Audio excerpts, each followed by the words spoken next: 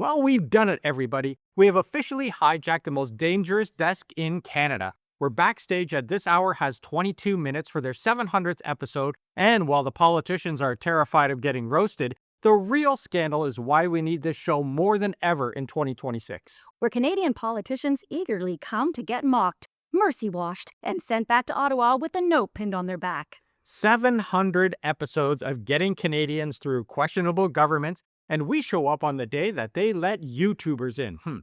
Bold choice, CBC. Bold choice. Now, if you've only ever seen this place through your TV, we're taking you behind the curtain because today we're coming to you from the studio.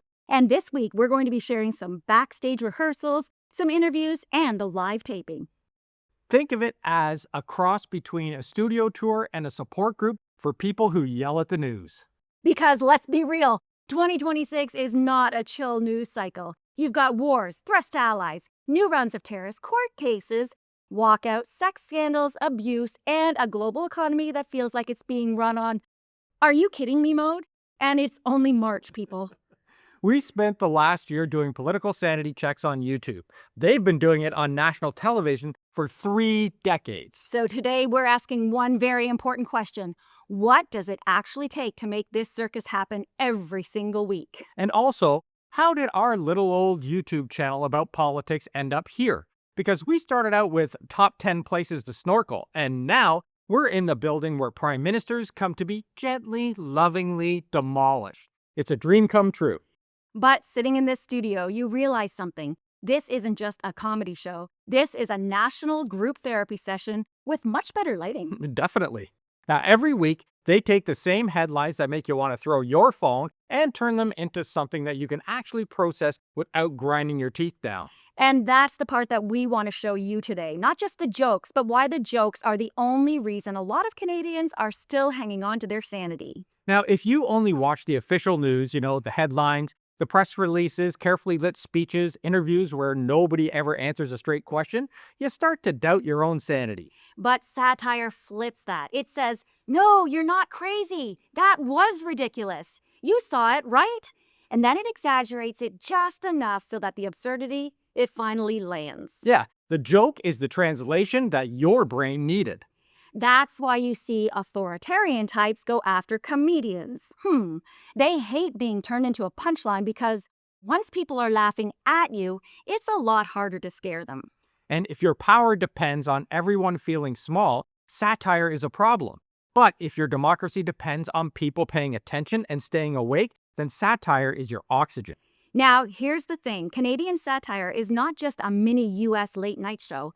American late night has a massive machine behind it. Bands, huge writers, rooms of guests, Hollywood car ads every 5 seconds. It's just a show glued to a celebrity. But Canadian satire is held together with duct tape, caffeine, and a national instinct to undercut anybody who takes themselves too seriously. US late night often turns politicians into celebrity guests. Canadian satire turns them into recurring characters, and there's a big difference. There is. Our budget is smaller, the sets are much colder, and half the jokes are written while someone's begging a printer to work. But that also means the ego factor is way lower.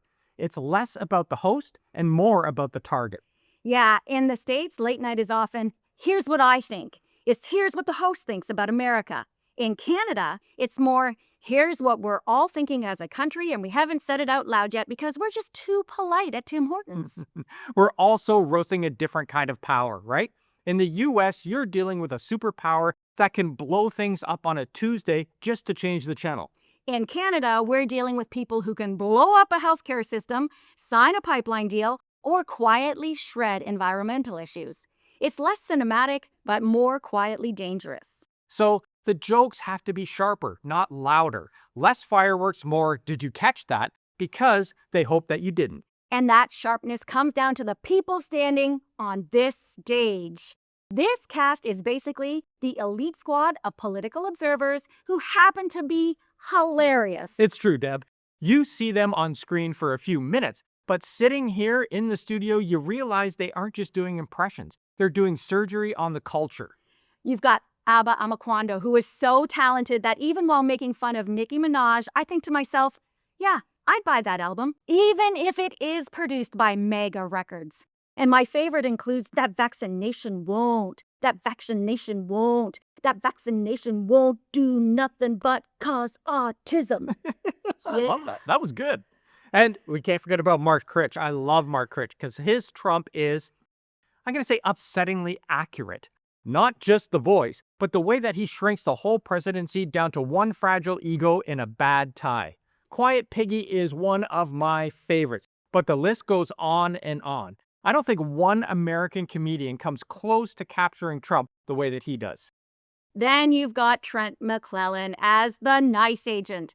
Obama energy and Canadian windbreaker roaming the streets being aggressively kind to Americans who just don't know how to take them.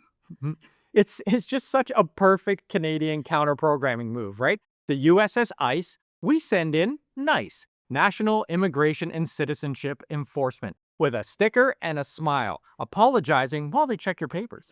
And then there's Chris Wilson. As Pierre Poilievre, he's lethal. He's got the stare, the clip cadence, the I'm furious on your behalf rhythm. You can feel the algorithm working behind his eyes. He even roasted Poilievre at the press gallery dinner. It was absolutely perfect, dragging him right before the real Poilievre shows up, eating an apple, and basically doing his own impression of himself. Personally, I don't know who played PP better. I'm gonna say Chris It was did. Chris.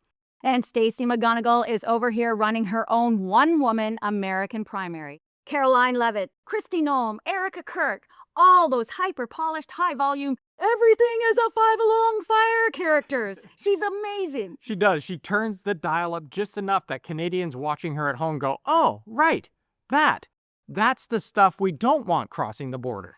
This show is built on Canadian comedy royalty. The show is sitting on a foundation built by absolute legends, and these new legends have taken over. Yeah, but we can't forget about Rick Mercer, the Talking to Americans guy who walked around the States and got a presidential candidate to congratulate Prime Minister Jean Poutine, or to raise money for our national igloo. I love that one. That's not just a joke. That's foreign policy with a punchline.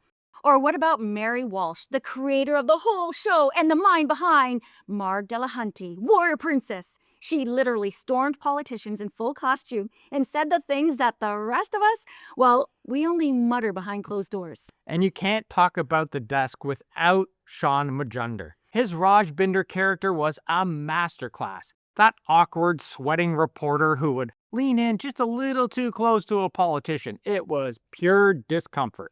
So when you see the current cast breaking every stereotype on national TV, they're following the footsteps of Canadian comedy royalty doing border security on our sanity. Which means when they take on Trump or Poilievre or these imported American hard-right stars, it's not just comedy. It's Canadian comedy royalty doing border security on our sanity. And I just said that.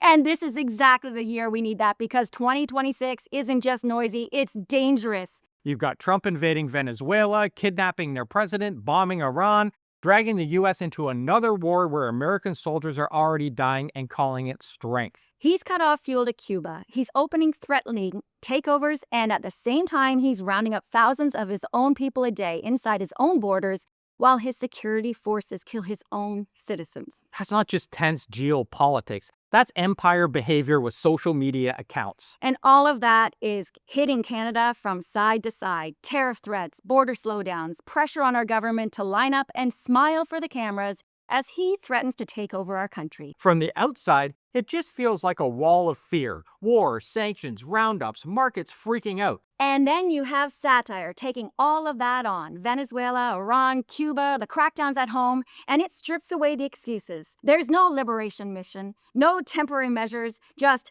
here's what they did, here's who pays, here's how ridiculous the excuses sound when you say them out loud. You don't just get told Trump is dangerous.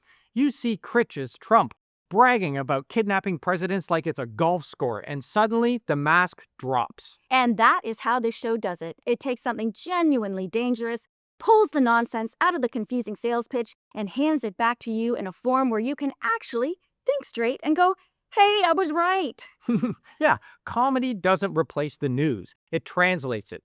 It takes the power away from the people who want you confused and exhausted, and it hands it back to the audience. Which is why this place matters way beyond the laughs. When the world is falling apart, a show like this quiet becomes our safety zone. Emotional infrastructure, civic infrastructure, the thing that stops people from turning out completely. And that's why we're not just here because it's fun to sit at a desk, although it is really fun, Dave. It is. But because our little YouTube Sanity project has basically been doing the same thing on a smaller scale, trying to help people understand what's going on and still sleep at night. So being here feels like kind of visiting the mothership. So we're going to be roaming around the building for the rest of the day, and we don't know exactly who we'll find or who we'll run into, but we're taking the cameras with us. So if you want to see what this 700th episode milestone actually looks like from the inside, keep an eye on this channel.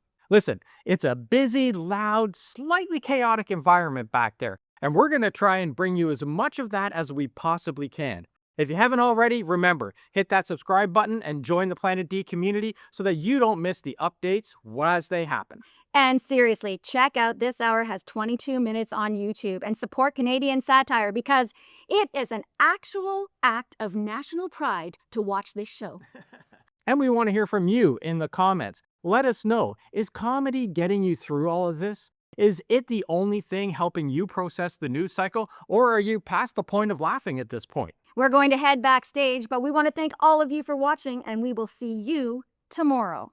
Thanks for watching. Ciao for now.